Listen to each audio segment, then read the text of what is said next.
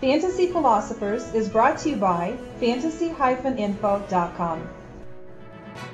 Jay Cutler had his struggles all last season with the Chicago Bears in the offense as he threw for mid-20 interceptions. Yet at the same time, though, for all his struggles and his lack of lost confidence at times it seemed, he did manage to have 28 overall touchdowns, and he did throw for over 3,600 yards passing. Unfortunately, I really haven't seen the Bears address their offensive line problems, and I haven't really seen, they didn't go out and get any marquee names in the passing game for receivers or anything like that. They did go get Chester Taylor, which will help in the underneath passing game and will help in the running game to keep things somewhat stabilized.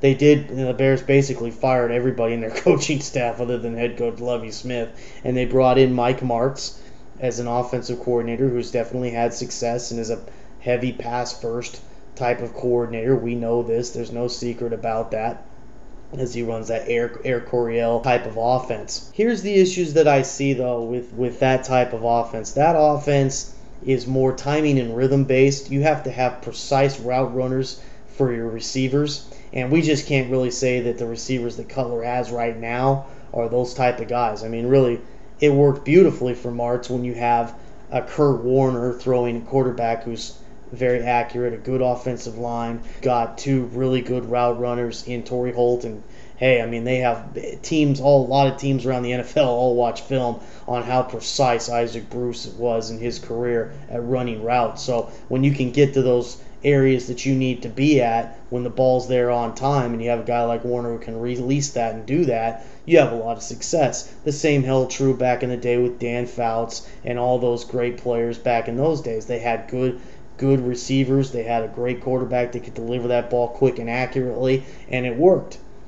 The Bears, well, Jay Cutler, hey, he's got a strong arm. He can deliver it, when he's on, he can definitely deliver it accurate. He's got good zip on the ball. I think one problem he has is maybe too much confidence in his arm. A lot of people know that. But he's got the arm. I think as quarterback-wise, if you look for a quarterback for this offense, he's good for that. The problem is the offensive line is still shaky again, as we noted earlier. And the other problem is again, the receivers aren't necessarily marquee names. So can those guys get to the football, get to where they really get to the position that they need to be in accurately in this offense, so that Cutler, when he throws that ball, they're not leaving him out there hanging for an easy pick. I believe they're going to go through their struggles still because they have some young guys and maybe some guys that just aren't proven. We're hoping that Devin Aromashodu can build on his, what he did at the end of last season and become, I know they want him to become the number one receiver over there. They're pushing him hard this offseason to do just that thing, but we have to see it.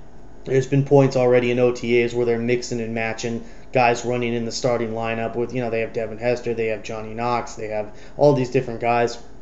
We need to see something get solidified over there. Hopefully we can see that in August and see maybe Devin Aromashodu do some good things in preseason so that we can start to say, hey, maybe Jay Cutler's got somebody that might be a true number one go-to guy in this offense. Other than that, I still think that Jay, he's probably still going to throw at least mid-20 touchdowns. He may very well throw for around 3,800 yards passing or so. But at the same time, I would not be surprised if he gets back to 20 or close to 20 interceptions again because of the timing and rhythm problems. And because their offensive line, boy, they really need to step it up. I mean, they got to get better.